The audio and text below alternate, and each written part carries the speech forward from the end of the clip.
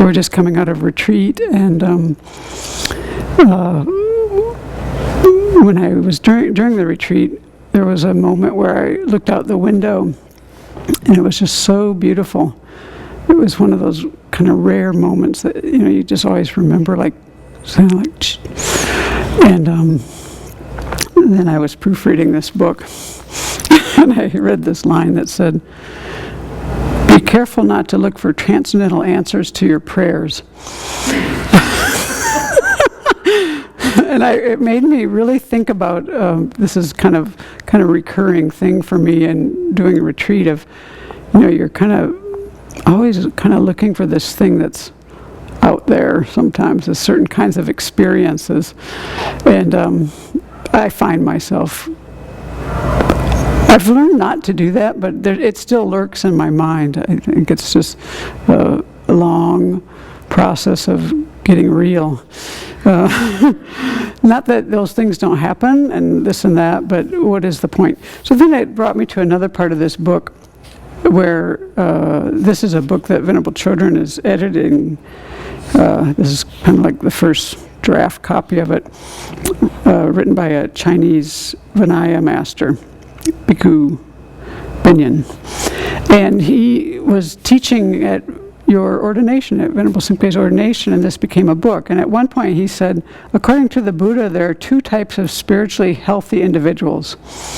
And so this is what really we spend a lot of our practice doing, is figuring out what to adopt and what to abandon. And that's really a lot of what our practice is. It might be from the level of ethics, it might be from the level of concentration, it might be the level of wisdom.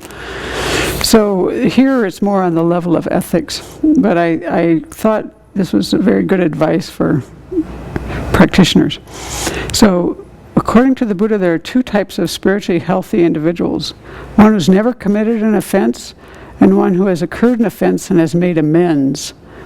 Such practitioners are wise, courageous, and bold. Is that what you were thinking about during your retreat? So what he does is he explains so well.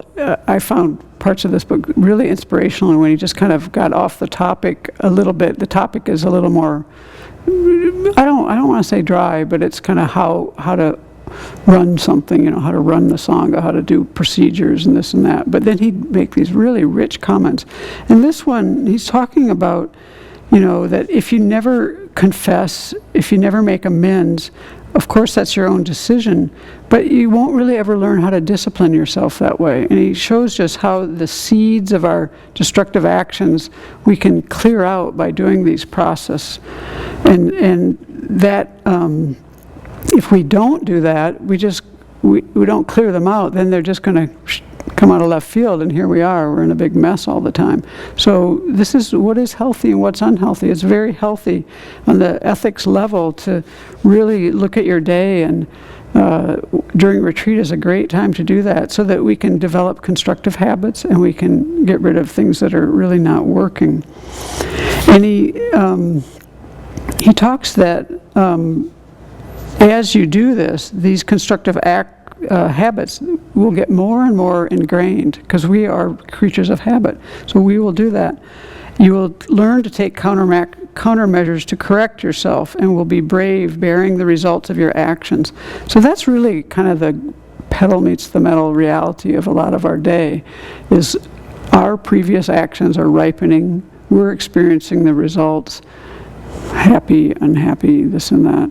And, we have to have this courageous mind that can understand things in this way and know how to work with them. And one way to work with these things is to understand them in the light of karma and purify. And then